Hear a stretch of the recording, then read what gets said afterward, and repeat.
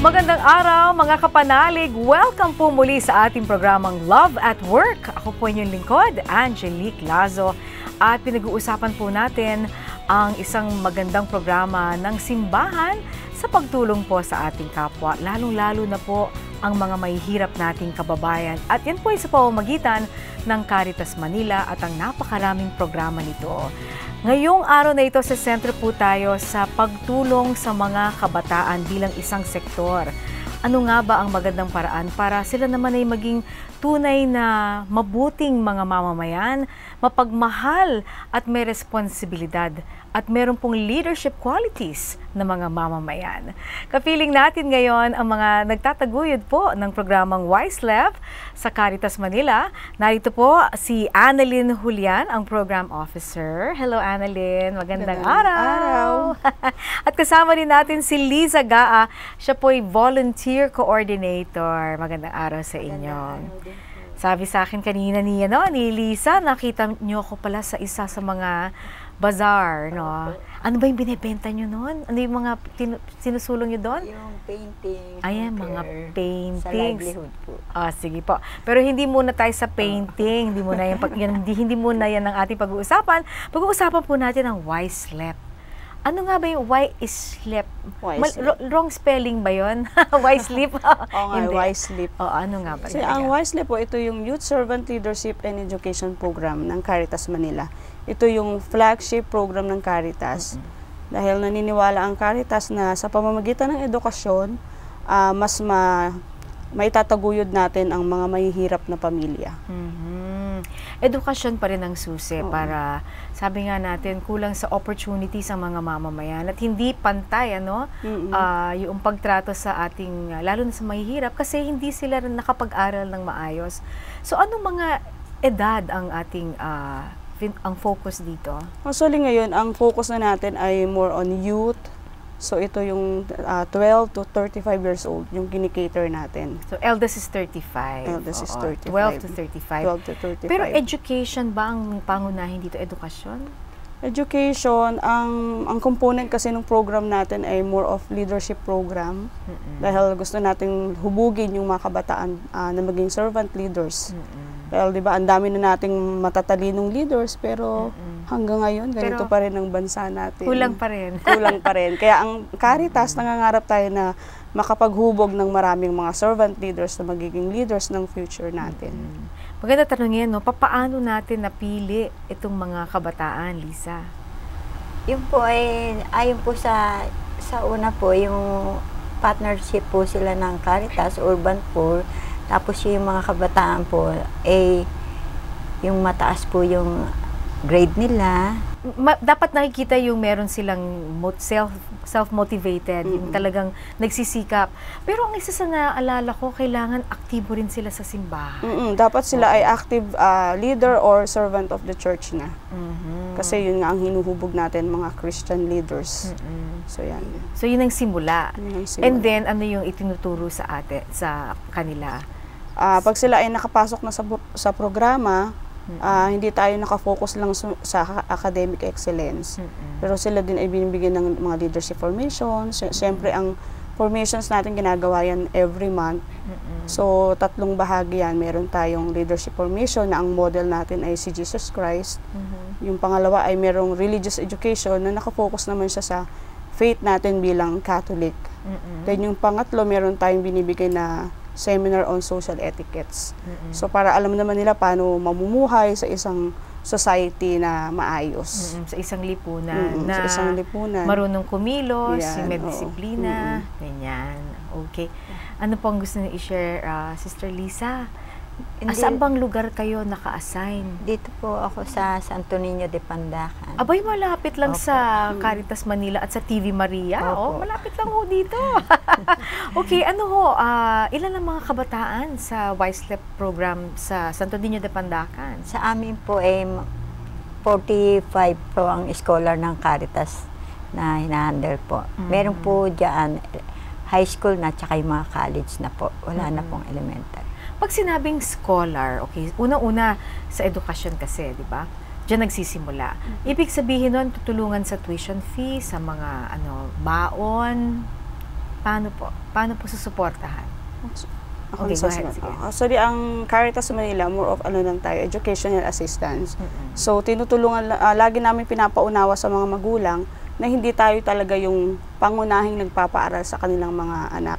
So, tinutulungan lang natin sila. So, tayo po, mapalad kung yung kanilang anak po ay talagang matalino, na ipapasok po natin yan sa ating partner schools. So, ang binabayaran lang natin doon ay miscellaneous na 2,000. Tapos tayo na po yung sumasagot na transportation allowance every month. Then, book subsidies po. Yan yung binibigay natin. Magandang malaman, ano, na ating mga taga-subaybay, saan ba itong mga partner schools ng Caritas Manila? Ang partner schools po natin na hanggang ngayon is sumusuporta sa atin yung Piatti University, yung Adamson University, yung PWU, meron pa tayo sa CEU.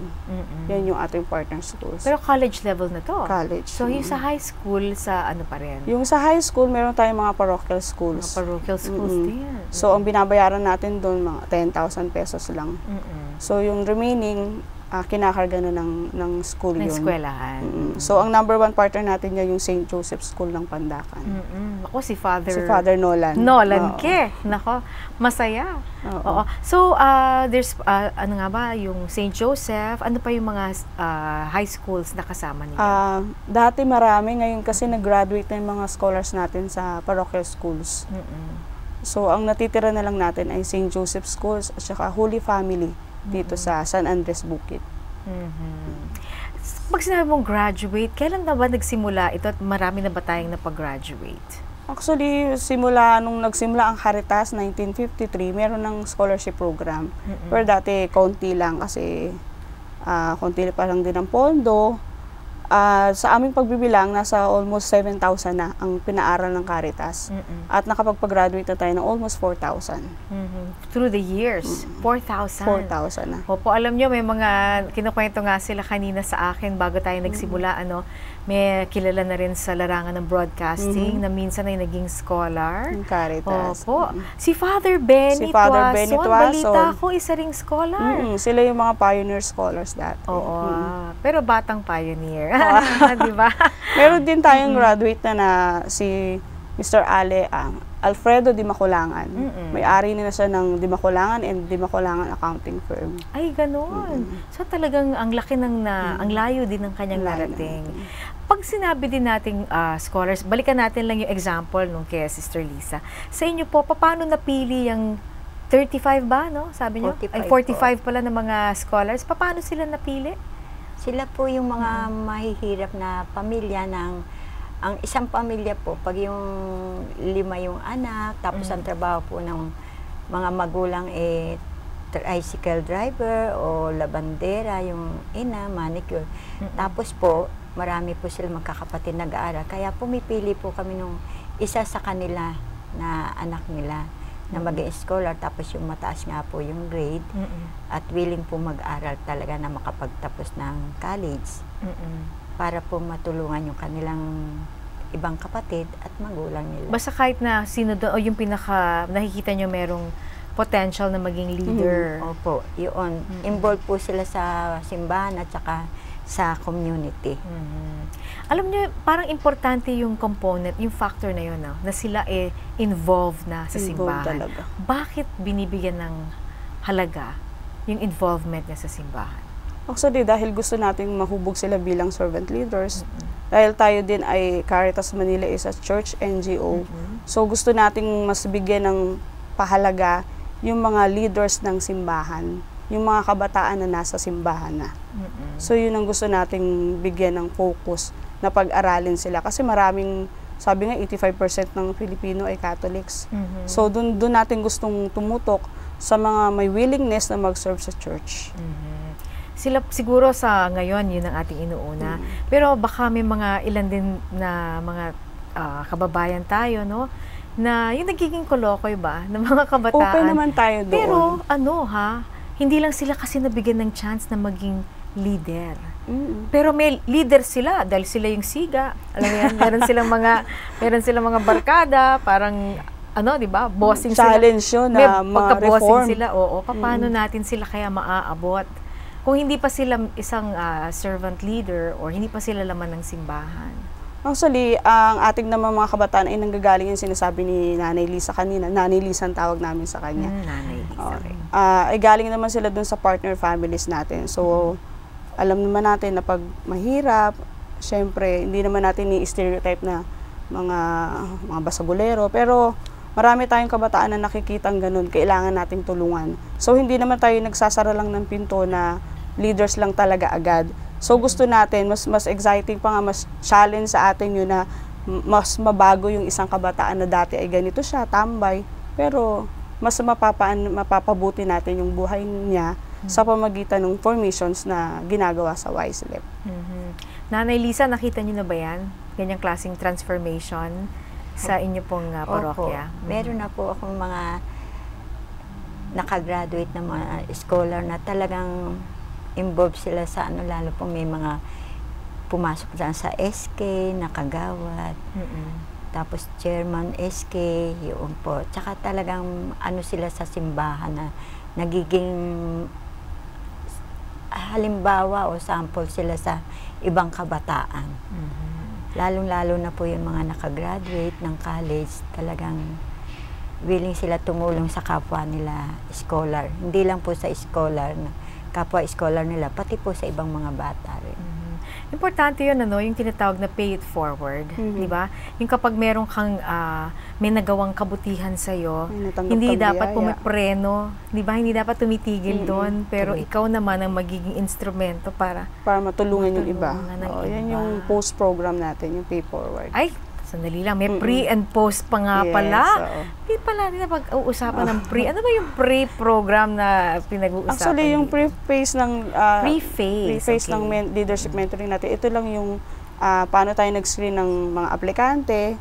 Then, sa screening pa lang. Pag sila ay nakapasok na, meron din tayong annual evaluation para sila ay manatiling scholar o youth servant leaders ng Caritas. Ano ba yung dapat i-maintain nila para for sure sila yung manatili? Actually, yung grade natin, at least 80% lang ang kailangan nilang i-maintain. 80%. At dapat walang bagsak. Walang bagsak. At syempre, active sila dun sa mga formation program natin. Meron ding leadership sa simbahan o kaya sa school or sa community. So, minumonitor natin yung kanilang leadership. Walang hindi pwedeng pasang-awang 75 or 60. Pwede naman, pinuprobe natin for a year. So, kaya meron tayong mga tutorials para matulungan din yung scholar natin na makaagapay, makahapol dun sa grades niya. Ito bang mga batang ito ay galing na rin dun sa mga families na merong tinatawag na family empowerment? Sila rin yun. Partner families po kasama natin. Kasama rin sila doon. Okay, sige po, sandali lang mga kapanalig at talagang umiinit na po ang ating usapan tungkol dito po sa YSLEP. Nasa pre-phase pa lamang tayo, meron pa tayong post-phase at syempre kung ano pa po yung mga phases na dapat daanan ng ating mga kabataan para tunay na makinabang hindi lamang siya o hindi po ang kanyang pamilya at ang lipunan. Sa pagbabalik po yan ng Love at Work. Pagbabago, sigaw ng bayang totoo. Bagong mukha na.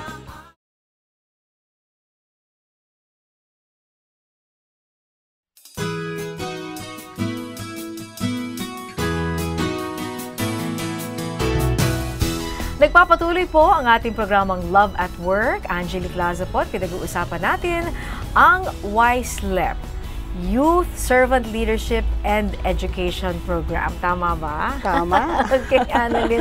At si Nanay Lisa pa rin ang kasama po natin mula po sa programang ito ng Caritas Manila.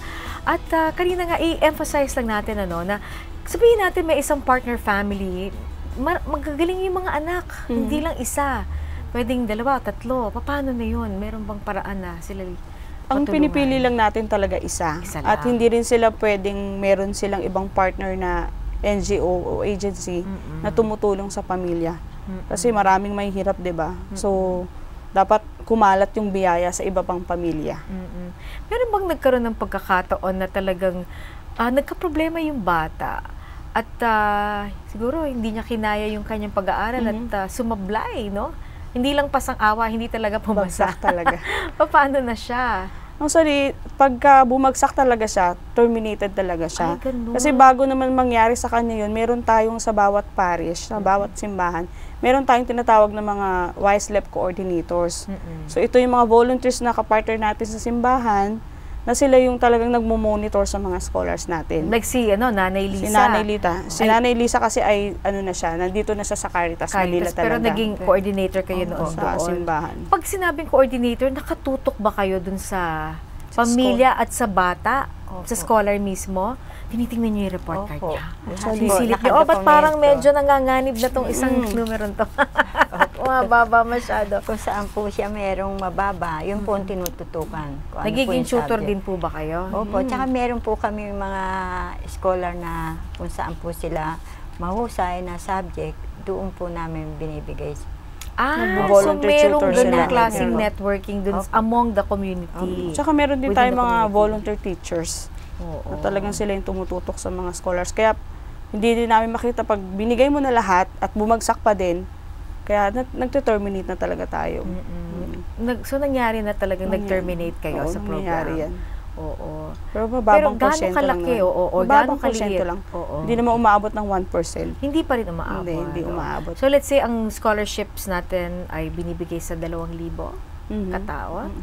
So doon sa 2,000 Yung last students, school year, meron tayong na-terminate na 18. Oo. 18 college yan. College. Oo. At ang dahilan nun ay dahil sa Sa grades. Kasi Oo. binigay mo na lahat ng tulong.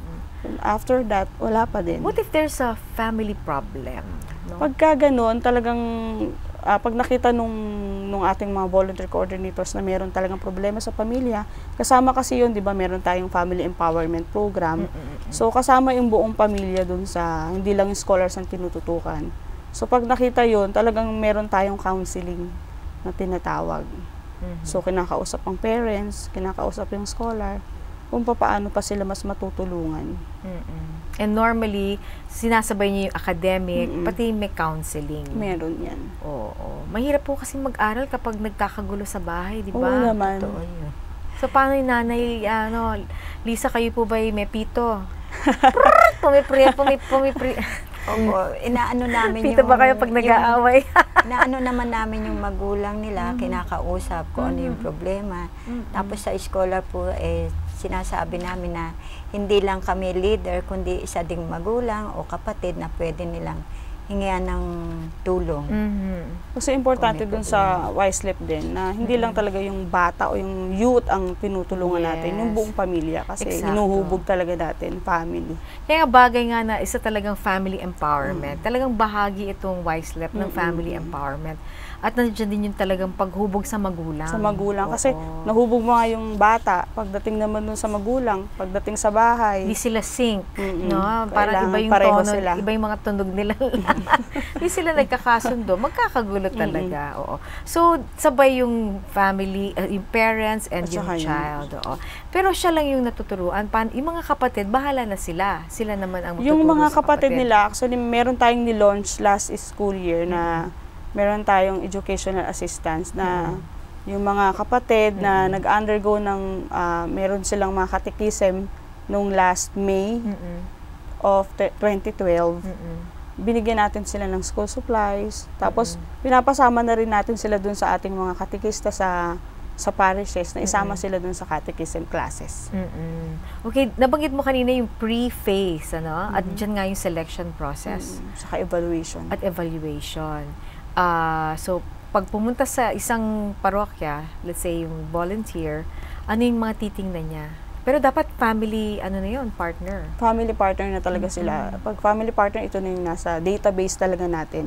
So, sila talaga yung pangunahing kinukunan natin ng mga, sila yung beneficiaries ng program. Kasi alam mo, it's like sa Radyo Veritas, pag nagpa-programa tayo doon, may mga nagte-text nagtatanong, paano kami pwedeng makasali sa scholarship program ng Caritas Manila? Sa ngayon, sa Archdiocese of Manila talaga, nakafocus talaga tayo dun sa partner families. Pero sa ibang diocese, dahil wala pa naman tayong tinatawag na partner families dun, basta mahirap, ito ay pinapapunta natin sa diocese nila. Meron kasi Caritas sa bawat diocese o social action centers. So, doon sila pwedeng mag-apply. Doon na lang mag-a-apply. Okay. Tapos, yung diocese nila ang mag-endorse sa Caritas Manila. Okay. So, ngayon meron tayong inihanda na isang panayam sa mga scholars natin ngayon. Ayan, ako, panoorin po muna natin mga kapanalig at pagkatapos nun, meron tayong dagdag na tanong sa ating mga panauhin. Narito po.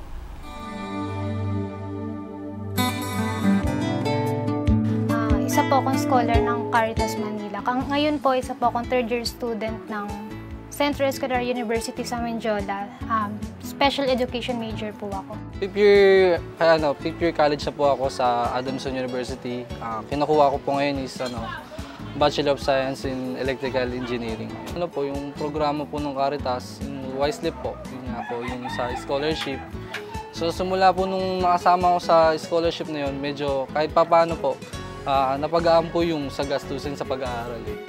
First year high school po ako, napasok po ako sa Caritas Manila. Yun nga po yung tulong na dapat na ipang-aaral po sa akin. Napunta na lang po sa ibang bagay kasi po natutulungan po ako ng Caritas Manila. Yung bang parang hindi naman po sobrang hirap pero yung hindi kaya makapag-aral pero gustong mag-aral. So, chinek po muna yung background po ng namin. Yung siniay po yung kabuhayan po namin. Pangalawa, kailangan may good grades ka rin nun. 85 kasi daw, 85 nun yung grade na hiningi sa amin. Pero kung mas mataas doon, syempre mas gugustuhin ng Caritas yun.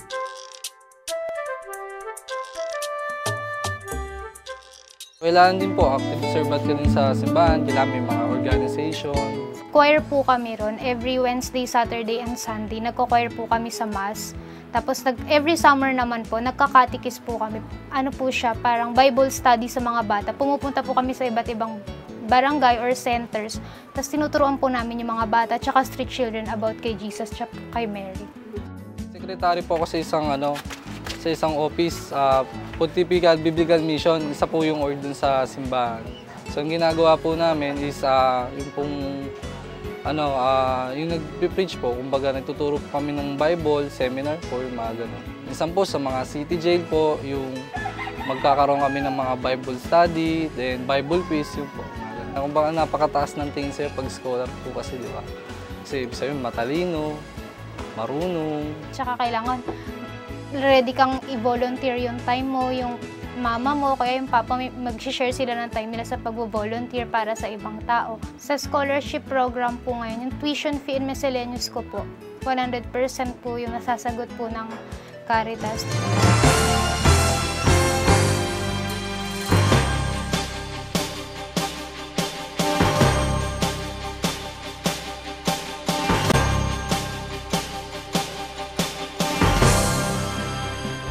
Pag sinabing scholar anak mo, ibig sabihin nun, ay ang talino naman ang anak ni nanay.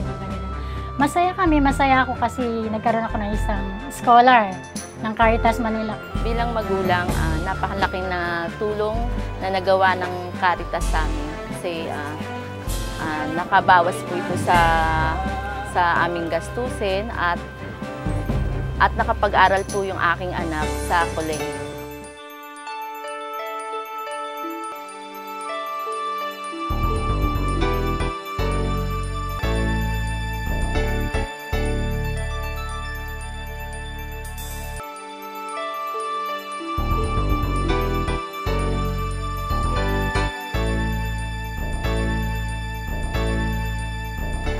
Ayan, napanood po natin ng dalawa sa mga scholars po ng Caritas Manila sa Wisely, si Aljon at si Krishna. Okay. Natutuwa ako sa kanila, sa totoo lang, no?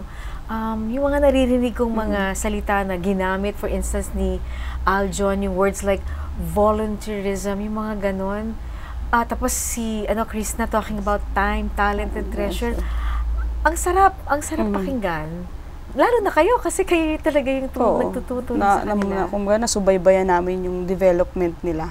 Simula nung sila yung maging scholar ng Caritas. Si Aljon, sabi mo kung minsan nakakausap mo siya. Madalas. Anong mga inilalapit niya sa'yo na concerns niya? Madalas yung pagka may problema sa school, halimbawa may project na kailangan talaga, mga ganon. Tapos naghihinga lang ng mga, alam ba, yung hirap sa pag-aaral, yan. Narinig ko sa kanya na dati yung isa niyang kapatid ang scholar, pero nailipat sa kanya. Paano nangyari? Actually, pwede natin gawin yun kung talagang siya ay talagang matalino, tapos kinukonsider din natin siya yung mas makakatulong na sa pamilya. Kasi college na siya. So, mas mabilis niyang maiaahon sa mas kahirapan bata yung unang elementary kasi. elementary pa. Oo. So, ang tagal pa nun bago makatapos. So, mas pinrioritize natin na siya yung tulungan. Electrical engineering. Mahirap-hirap. Yun ang lagi kong sinasabi sa kanya. Sa mga paghihirap niya ngayon, aanihin naman niya yung pagka-graduate niya. Ang isa pa sa napansin ko sa kanila, yung sense of pride na kasi nga pag tinatawag scholar, iba yung tingin Iba yung dating ng tao, ng mga classmates, di ba? Nanay Lisa. Ano po yung tingin ninyo kapag sila nga sinasabi, uy, galing yan, scholar yan? Kasi ano ko din po yung sa anak ko, naging scholar din po anak ko na. Beneficiary si Nanay Lisa dati. Ganun Opo, pala. kaya nga ako po yung nagbabayad yung oras ko tsaka sarili ko. Oo. Ang binulunti Ay, po. nagpe-pay forward ka si na Nanay. ngayon. Naku, ito pala yung story ni Nanay Lisa. Opo. Oo. Kasi pag nadidinig ko sila minsan, pag tinatanong ka, anong nararamdaman ko at tinatawag kang scholar? Proud sila kasi ang nasa isip nila, matalino. Kasi lahat daw ng scholar, matatalino. Sabi, yun ang sinasabi ng mga scholar na hinahawakan ko sa pandakan. At sa sarili niyo anak na naging scholar din, Opo. proud din kayo. Ay, opo. Siyempre. Oo. Sa Scholar. inyo ba Opo. nagmanang anak niyo? Siyempre, hindi siya BSA papayag po na siya eh. Ano po yun? Nakatapos po ng accountant. CPA na. Aba, CPA. Pero hindi naman po hindi siya, pa siya CPA. hindi po siya nakapag-aral kasi tuloy na po nagtrabaho dahil po para matulungan niya yung mga kapatid niya. Pero yun talagang, tingnan mo, parang yung ibang mga kaibigan nila ang nagtatanong mismo, uy, paano ka naging scholar? Na-influence din nila, ano? Siyempre, parang nagiging modelo sila dun sa kapwa nila kabataan eh. Nai-inspire sa kanila. At ito'y dalawa lamang sa mga storya sa Santa Clara de Montefalco sa Pasay. Parish, sa Pasay City. Oy, kilala ko rin yung simbahan na yan. At yung mga servant leaders din ng marriage encounter na nandiyan dyan. So, sample lang ito ng marami, 2,000 sila no? So, meron pang 1,998 na sana marinig din natin ng kwento nila in the future. Oo. Pero in the meantime, makikita mo yung kanilang balak na makatulong din sa kapwa, ano? Yun talaga sa formation nila, na-instill sa kanila yun, na after mong mabiyayaan, syempre, kailangan mo ding tumulong sa iba. Yun yung pay forward na sinasabi natin. Okay. Sige po, pagpapatuloy pa rin natin, ito pong wise sleep at paano nakakatulong ito sa ating mga kabataan, sa kanilang pamilya, at sa ating pong mga komunidad sa pagbabalik pa rin ng Love at Work. Pagbabago, sigaw ng bayang totoo. Bagong mukha na.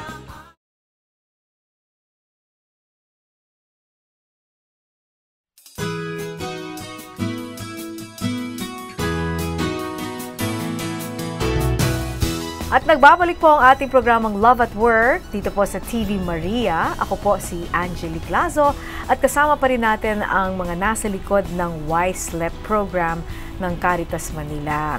So, Annalyn, na pag-usapan natin yung pre-phase, yung proper, at ngayon yung meron palang post-phase. Yung post-phase, ito yung tinatawag natin bago sila mag-pay forward. Pag sila kasi ay nakagraduate na, hindi pa natin sila binibitawan. So, minomonitor pa rin natin kung sila ay may trabaho na. By the way pala, kasama doon sa proper phase natin, yung pagtulong sa kanila, paano sila mag-a-apply ng trabaho. Kumbaga, nire-ready sila yung tinatawag namin job readiness program. So, tinuturuan natin sila paano gumawa ng resume, paano sumagot sa interview. Paano sumagot sa interview, paano yung grooming, yan, tinuturo sa kanila yon. So, then, pag nakagraduate na sila, minomonitor pa rin natin kung may trabaho na. Then, kung meron tayo dun sa partner agencies natin, kung merong kailangang job vacancies, sila yung una nating nire-refer. Ayun, oo. Sa kaso ni Aljon, electrical engineering, meron ka bang nakikitang opportunity para sa kanya? Marami yan. Oo. parang siya kasi after niyang graduate talagang may trabaho agad siya.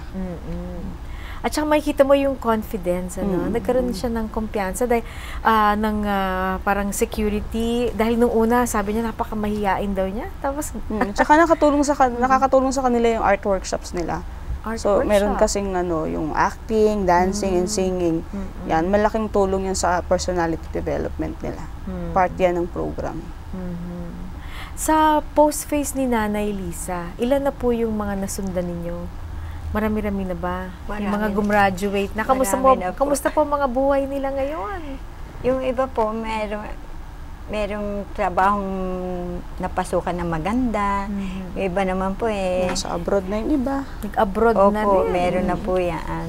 Kasi minomonitor namin kung nasaan na sila. Actually, meron tayong pay forward associate na tinatawag. So, yung dati nating scholar na ngayon, siya naman yung tumututok dun sa kapwa niya alumni. Meron tayong Facebook account. Doon sila nagko-communicate. So, I guess merong, yung sa post-phase, yun yung talagang monitoring kung saan sila nagpunta. Ano na nangyari sa kanila. Ano yung accomplishments nila. At meron din naman sigurong hindi pa rin gaanong nag-succeed o walang ganong Meron pa din kwento. na after graduation, di naman agad-agad lahat nakakapagtrabaho. So, kapag may nakita tayong gano'n na nahihirapan sa maghanap ng trabaho, usually ginagawa natin, tinutulungan natin sila dun sa livelihood. So, kung hindi sila magtagumpay sa employment sa mga companies, pwede silang maging self-employed. Yan. So, pagkatapos po ba nun, goodbye na rin dun sa pamilya o patuloy po yung monitoring din sa, kasi di ba partner family sila? Patuloy pa din yun. Tuloy-tuloy. Hanggat sila ay hindi makagraduate sa kahirapan, kasama pa rin sila ng Caritas Manila. Okay. Meron tayo pong interview ulit, ano? Ito naman para pag-usapan yung pong post-phase program ng WiseLep. Kung nasa na po sila ngayon. Narito po. Sa scholarship program po namin, yun nga po sa scholarship, meron po kaming webcasting. So parang meron po sa aming nagtuturo doon na about sa pagiging mabuting tao, nilalapit kami lalo sa Diyos, pinapaliwanag sa amin kung ano ba yung isang katangian dapat ng isang individual. Other than that, marami pa naman pong ibang mga seminars na ina-attendan po yung mga scholars. Yung dati po kasi medyo mahihain po ako, yung hindi po talaga talent. Yung talent po sa pagsasayaw, yung sa makikisama. Doon naman po meron pong pambata, may pang matanda. So nagbe-benefit din po kami doon. Kasi po imbis na pupunta pa po kami sa ospital, meron pong free na clinic po yung Caritas kung saan pwede po kami doon humingi ng tulong. Pati po libreng gamot, libreng konsulta. Tapos may mga livelihood training din po kagaya po ng beads making. So parang kahit ngayon po, pag may free time po kami, nakakagawa po kami. So parang dagdag kita po sa pamilya yun. Mayroon din po kaming Caritas Salve. So sa Salve po, yung pong mapahiramin po kami ng pera para sa hanap buhay namin.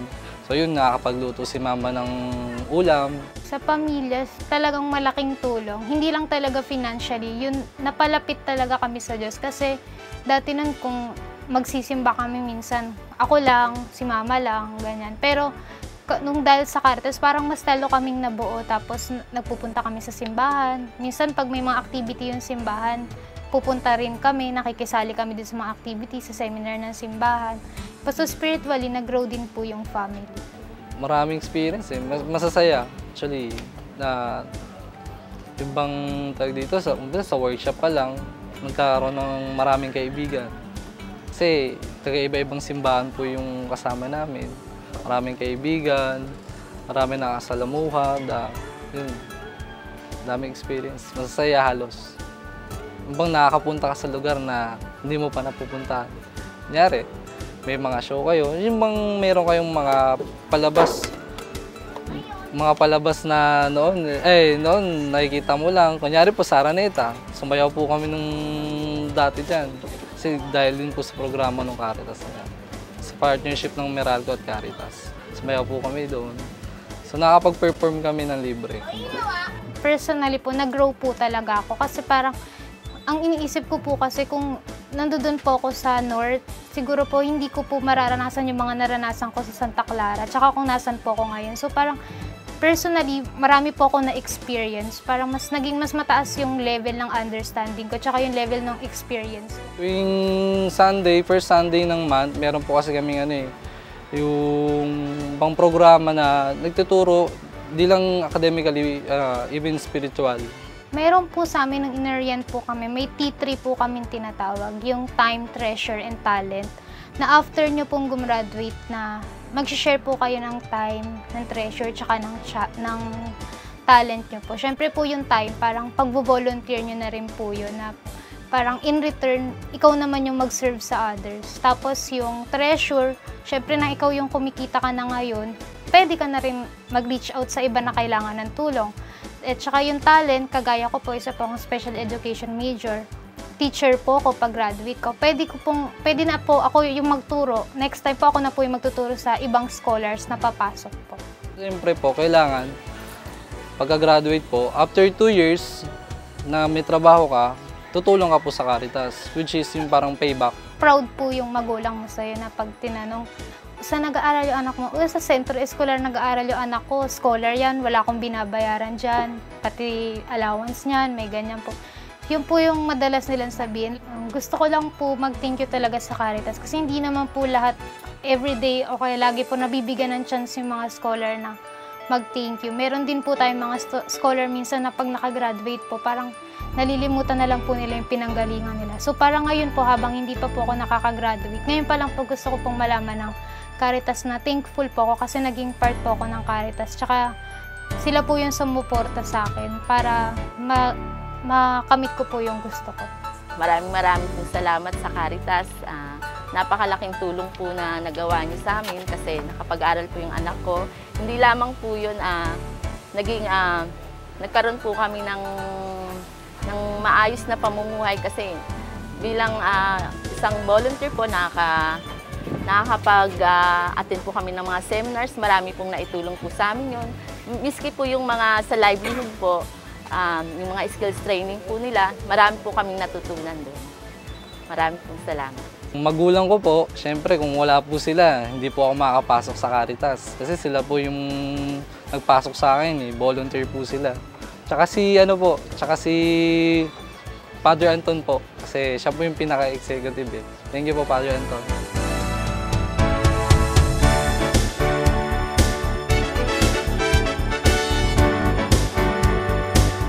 Ayan, muli narinig natin at napanood natin ang ating dalawang scholars na si Aljon at si Krishna.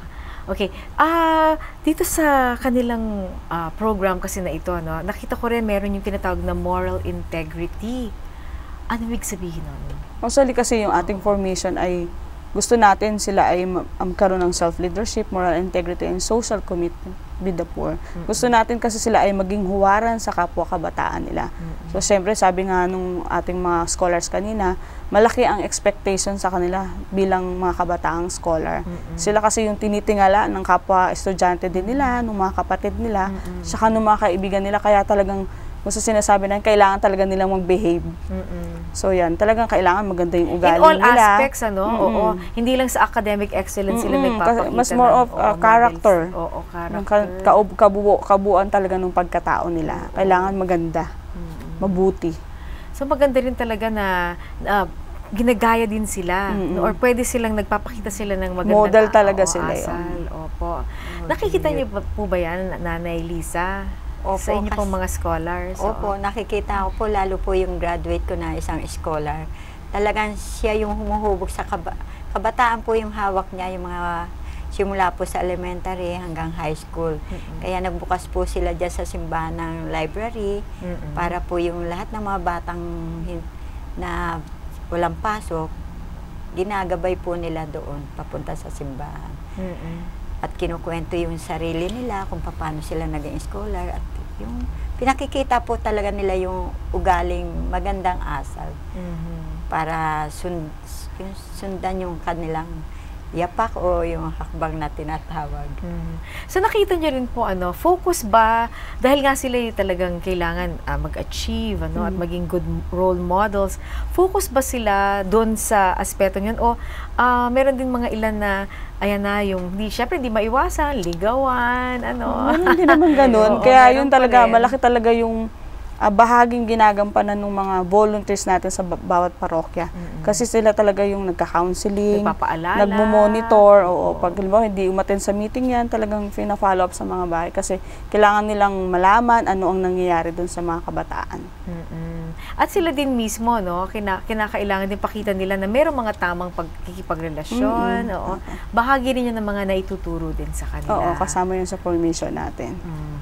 Okay, dahil alam niyo naman, mainit talaga yung mga controversial na mga panukalang batas, at mga sinasalang sa Kongreso, napakaraming controversial. Pero kung sila mismo naintindihan na nila, sila na yung tutulong at magtuturo dun sa kanilang kapwa mga estudyante, di ba? Kasama yun sa advocacy natin. Kasama yun sa kanilang program. Ayan, okay. So again, sa ating mga taga-subaybay na nanonood ngayon, ano yung maaring maging role ng ating mga kapanalig sa pagkwento natin nito, sa ating scholars sa WiseLab?